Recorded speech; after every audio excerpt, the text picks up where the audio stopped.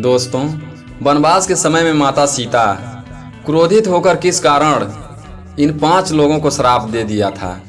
आखिर में वह कौन थे और वरदान किसको दिया था, जिनकी पूजा आज भी पतिव्रता स्त्रियां करती हैं और उनकी पूजा करने से पतिव्रता स्त्रियों को मनवांछित फल की प्राप्ति होती है।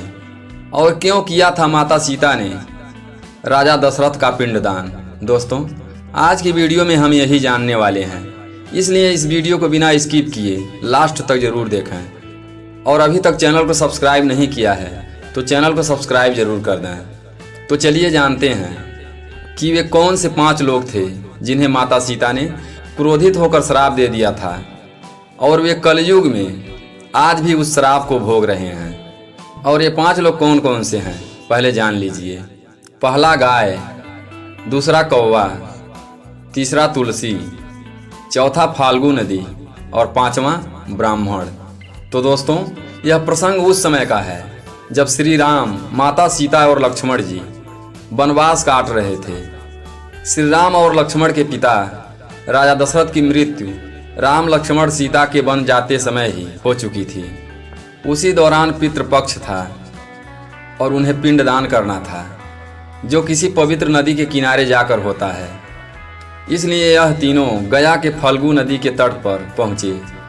धार्मिक ग्रंथों के अनुसार कहा जाता है, जब श्री राम लक्ष्मण और देवी सीता गया के फल्गु नदी पहुँचे, तब श्री रामचंद्र ने पंडित जी से पूजा की सामग्री के विषय में पूछा, जिसके पश्चात उन्होंने लक्ष्मण जी को पास के एक नगर में पूजा के लिए जरूरी सामान लाने के लिए भेजा। जब काफ़ी देर बाद लक्ष्मण जी नहीं लौटे तो श्री रामचंद्र ने खुद ही जाकर लक्ष्मण की खोज खबर लेने का निर्णय लिया। वहीं दूसरी ओर पंडित जी बार बार उन्हें शुभ मुहूर्त निकल जाने के बारे में बता रहे थे। साथ ही उन्हें अपनी तैयारियां जल्दी पूरी करने के लिए भी कह रहे थे। श्री रामचंद्र जी तुरंत लक्ष्मण की खोज में निकल पड़े। इधर जैसे जैसे समय बीत रहा था, सीता जी की चिंता बढ़ रही थी। समय बीत रहा था और अभी तक श्री रामचंद्र जी और लक्ष्मण लौटे ही नहीं थे। इस बार देवी सीता ने यह निर्णय लिया कि उनके पास पूजा के जो भी सामग्री उपलब्ध हैं, वे उसी से स्वयं पूजा करेंगी। तब देवी सीता ने पंडित जी से कहा, हे ब्राह्मण, हमारे पति और देवर को लौटने में देर हो रही है, इसलिए वह पूजा आरंभ करें और शायद तब तक वे वापस आ जाएं। और अगर ऐसा नहीं हुआ तो वे अकेले ही यह पूजा समाप्त कर लेंगी। विधि पूर्वक पूजा करने के पश्चात देवी सीता ने अंत में पिंडदान किया और जैसे ही उन्होंने प्रार्थना करने के लिए अपने हाथ जोड़े और अपनी आंखें बंद की, उन्हें एक दिव्य स्वर सुनाई दिया कि उनकी पूजा संपन्न हुई और स्वीकार भी हो गई। यह सुनकर देवी सीता को बहुत प्रसन्नता हुई और साथ ही उन्हें इस बात की शांति मिली कि उनकी पूजा सफल हुई और राजा दशरथ ने उसे स्वीकार कर लिया।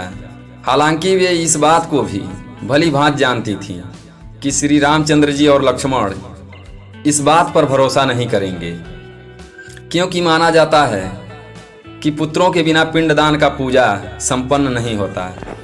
तब सीता ने फाल्गु नदी में इस्तेमाल होने वाली गाय, बट वृक्ष, कौवे, तुलसी के पौधे और उसी पंडित को इस बात का साक्षी बनने को कहा।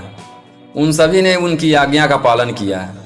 श्री राम को लाख समझाने के बाद भी जब उन्होंने सीता जी की बात नहीं मानी, तब सीता जी ने सभी साथियों से अनुरोध किया कि वे श्री रामचंद्र को सच्चाई बताएं। किंतु श्री रामचंद्र के क्रोध को देखकर किसी में भी सत्य कहने की हिम्मत नहीं थी। केवल बट वृक्ष ने श्री रामचंद्र को सारी बात बताई। इस बात से देवी सीता बहुत दुखी हुई और क्रोधित होकर उन सभी को श्राप दे दिया। देवी सीता ने फल्गु नदी को श्राप दिया कि वह सिर्फ नाम की नदी रहेगी, उसमें पानी नहीं रहेगा। फिर सीता जी ने गाय को श्राप दिया, उसके पूरे शरीर की पूजा नहीं की जाएगी। हिंदू धर्म में केवल उनके शरीर के पिछले हिस्से को ही पूजनीय माना जाएगा और साथ ही उसे यहाँ वहाँ भटकने का भी श्राप दिया। फिर सीता जी ने पंडित जी को भी कभी संतोष ना रहने का श्राप दिया। इस कारण पंडित दान दक्षिणा के बाद भी संतुष्ट नहीं होते। तुलसी जी को सीता जी ने श्राप दिया कि वह गया की मिट्टी में कभी नहीं होंगी।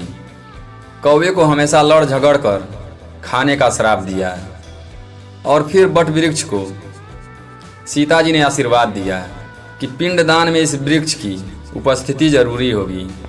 साथ ही देवी ने वृक्ष को लंबी आयु और दूसरों को छाया प्रदान करने का भी वरदान दिया तथा यह भी कहा कि पतिव्रता स्त्रियां इस वृक्ष की पूजा करके अपने पति के दीर्घायु की कामना करेंगी और पतिव्रता स्त्रियों को इस वृक्ष की पूजा करने से उनकी हर मनोकामना पूरी होंगी। दोस्तों, आज के लिए बस इतना ही। आशा करता हूँ कि यह कहानी आपको पसंद आई होगी। वीडियो को लाइक करें और कमेंट में जय माँ सीता जरूर लिखें और इस वीडियो को अपने दोस्तों के साथ ज़्यादा से ज़्यादा शेयर करें। फिर मिलते हैं एक नई कहानी के साथ अगली वीडियो में। तब तक के लिए अपना ख्याल रखें, हमेशा खुश रहें। हमारे साथ वीडियो में अंत तक बने रहने के लिए धन्यवाद।